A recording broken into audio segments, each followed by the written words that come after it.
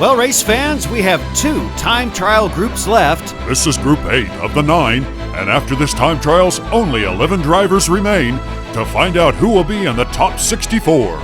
Well, Aaron, I don't recognize this person at all. Ha ha ha. This is Arlo with Arlo Racing in Connecticut, and there he goes in his Acura NSX GT. So what is that Brotherhood of Steel on the side of his car? Is that like a police organization? No, Richard, it's from the Fallout video game back in 2004. Is that game any fun? I don't know, I've never played it. Okay. I'm going to ask you questions, but whoa, first of all, let's watch Arlo. He just exited that tunnel in 19 seconds. He is moving through the city onto the highway in 26. Got slowed up a little bit through the switchgate.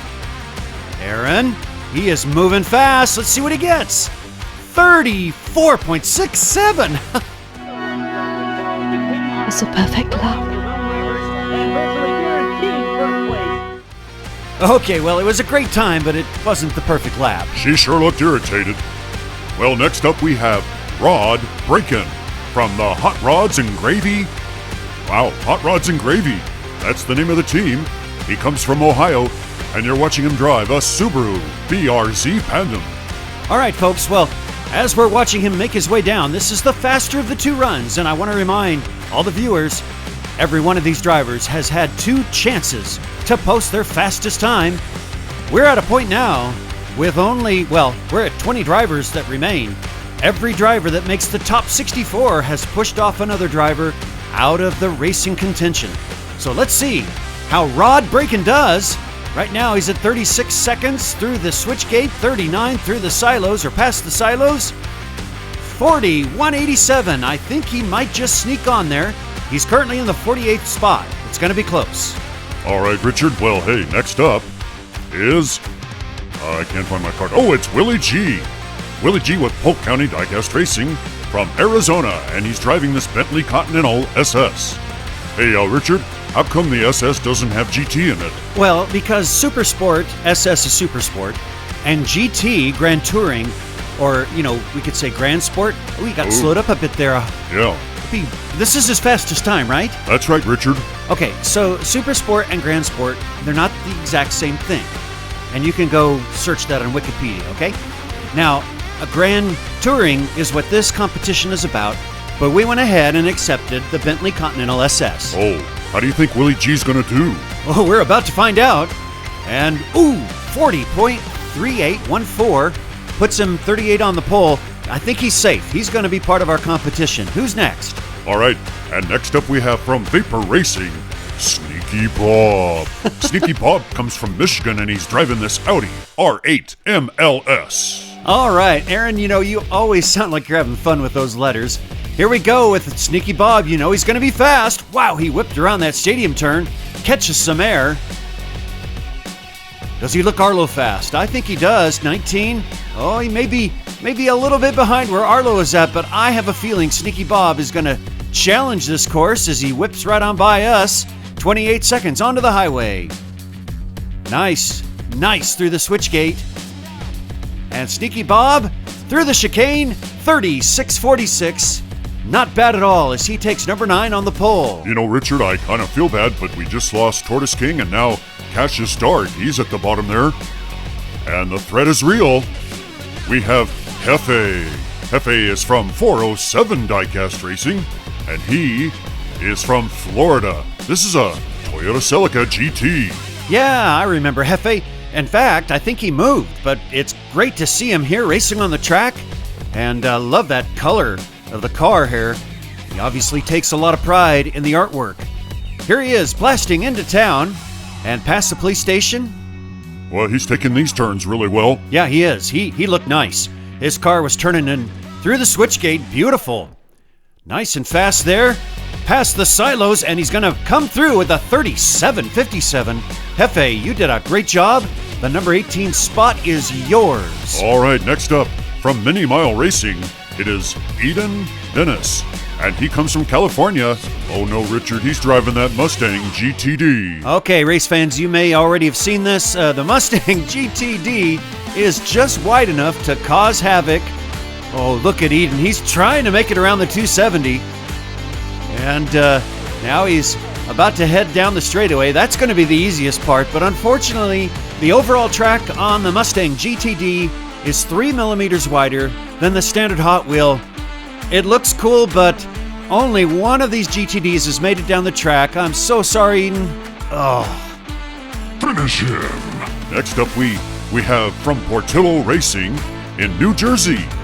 The driver is X, and the navigator is Anissa. They are driving this Mazda RX-7 Drift. Very good. Well, I know that X and Anissa have high hopes. Tell you what, they looked great around that 270. And let's just continue to watch them through the stadium turn. There we go. There's some good speed so far there, Aaron. How is Anissa? How will X do? They've got a town to make it through. Better fire up that GPS.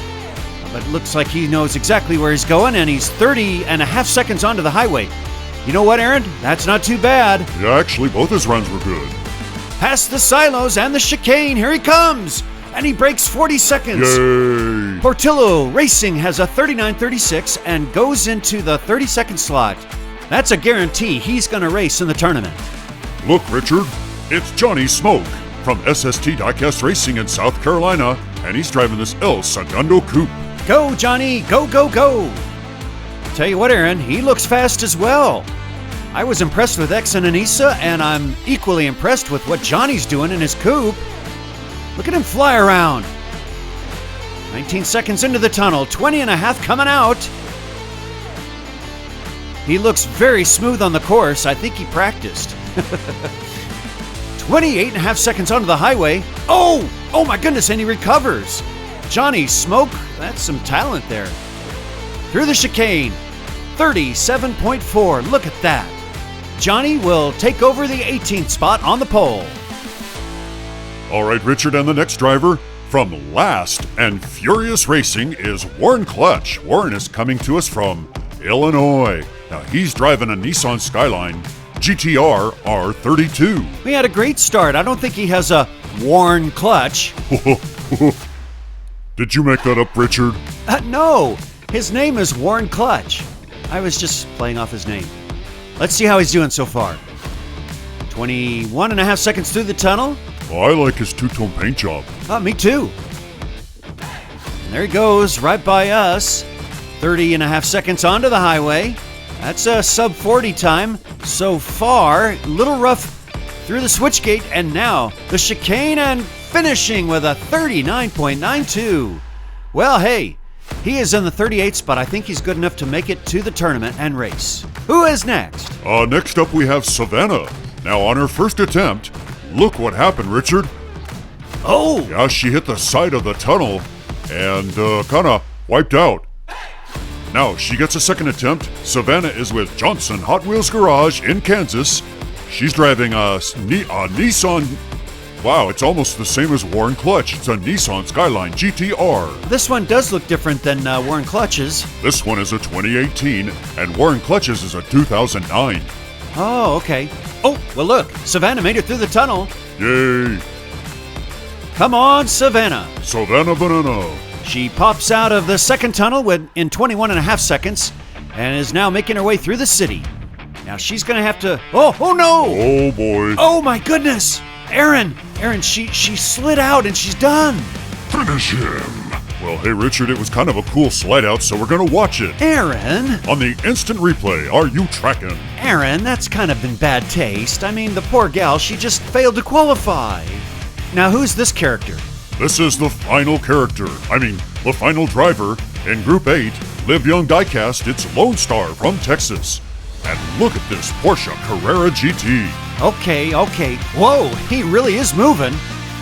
And I love that car. I love that look at that car. And yep. Aaron, he is moving fast.